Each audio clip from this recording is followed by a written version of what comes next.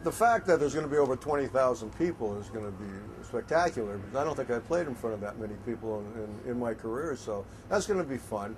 An outdoor game, you know, we watched the ones beforehand in Chicago and Buffalo, even the one in Edmonton, the first one that started this off, and everybody to a guy says it's the most fun that they've ever had playing hockey. So it's like getting back to the roots, the pond hockey, that type of thing, and you know, with the Legends game, it's just fun playing against your peers. We're going to split the teams. It's not the alumni against the Leary group.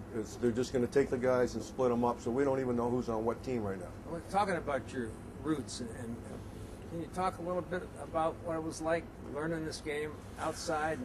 Well, I grew up in Toronto, a hockey hotbed in the 60s, and the Maple Leafs won 4 Stanley Cups. The last time they won a cup was '67, so I saw them all.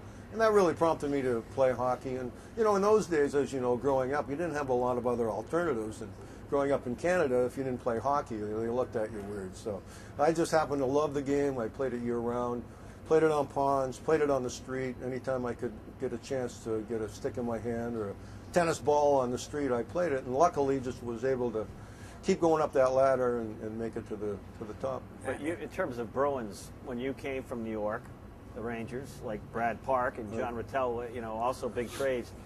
But you developed, and I'm sure the Rangers didn't know this when they agreed to the trade, but you developed into one of the best skaters and goal scorers the Bruins of all time. I mean, your highlight. Ray Bork interviewed him, said he used to watch the Rick Middleton highlight tapes to warm up. I mean, did you have any idea when you came to Boston you'd be such a favorite? When I got in the NHL in New York, you know, really all they wanted me to do was score, so I tried to go down and beat everybody, and that was hazardous to my health. I ended up getting my teeth knocked out and breaking my leg all in 1 week, my rookie year. So that set me back a little bit. But when I got to Boston, they actually had a plan. They had you know, a lot of the guys from the Cup years were still there. Don Cherry was the coach. It was a defensive-oriented system. Don wanted me to learn that type of a system, but not to give up offense, but learn defense.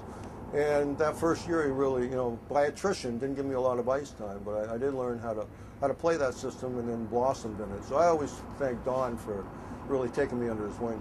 Well, you know, the Don Cherry days, and to me, those were the golden days. Things have changed so much. You know, not that we're advocating you getting your leg broken or your teeth knocked out, but you know what?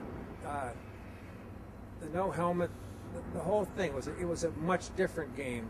It was, and some people say it was a better game. I don't know. You know, everybody has their era. Everybody has their memories.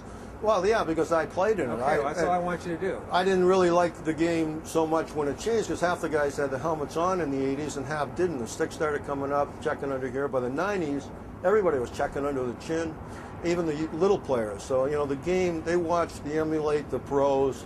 The pro game changed and the youth hockey game changed.